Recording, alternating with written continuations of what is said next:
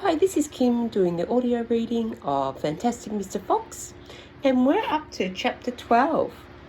But before we start chapter 12, I'm going to give you the clue. So you should have two words now, and at the start of the first word are the letters, two letters that make the sound st. So it's an S and a T, and it makes the sound st, like at the start of stop. So write down those two letters, st. Well done. Okay, chapter 12, Badger.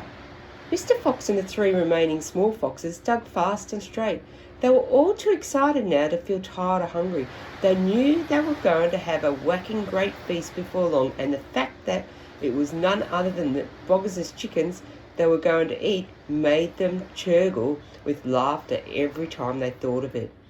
It was lovely to realise that while the fat farmer was sitting up there on the hill waiting for them to starve, he was also giving them their dinner without knowing it. "Keep digging," said Mr. Fox. "It's not much further."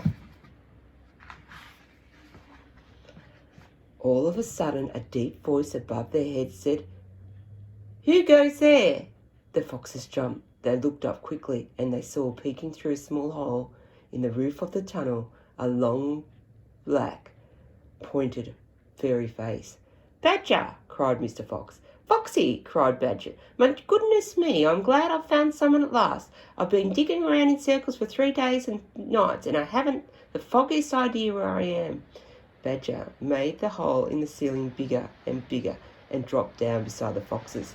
A small Badger, his son, dropped down after him. "Haven't you heard what's happening up on the hill?" Badger said excitedly. "It's chaos. Half the wood has disappeared and there are men with guns all over the countryside. None of us can get out even at night. We're all starving to death." "Who is we?" asked Mr. Fox. "All us diggers. That's me and Mole and Rabbit and all our wives and children. Even Weasel, who can usually sneak out of the tightest spots, is right now hiding down his hole with Mrs. Weasel and 6 kids. What on earth are we going to do, Foxy? I think we're finished." Mr. Fox looked at his 3 children, and he smiled. The children smiled back at him, sharing his secret. "My dear old Badger," he said, "this mess you're in is all my fault." "I know it's your fault," said Badger furiously, "and the farmers are not going to give up till they've got you. Unfortunately, that means us as well. It means everyone on the hill." Badger sat down and put a paw around his small son. "We're done for," he said softly. "My poor wife up there is so weak she can't dig another yard."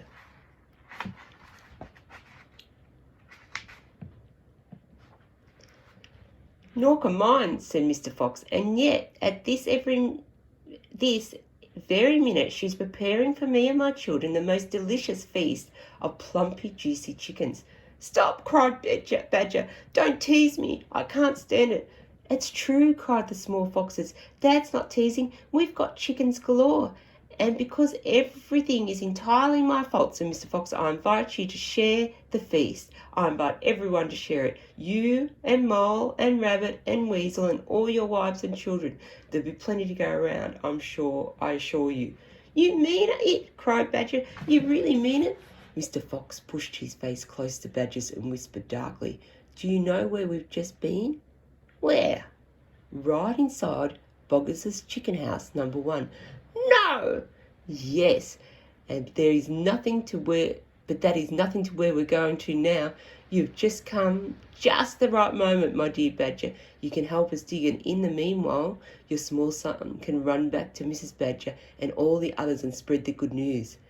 Mr. Fox turned to the small Badger and said, "Tell them they are invited to a fox feast, then bring them all down here and follow this tunnel until you find my home." "Yes, Mr. Fox," said small Badger. "Yes, sir, right away. Oh, thank you, sir." And he scrambled quickly back through the hole in the roof of the tunnel and disappeared. And that's the end of chapter 12.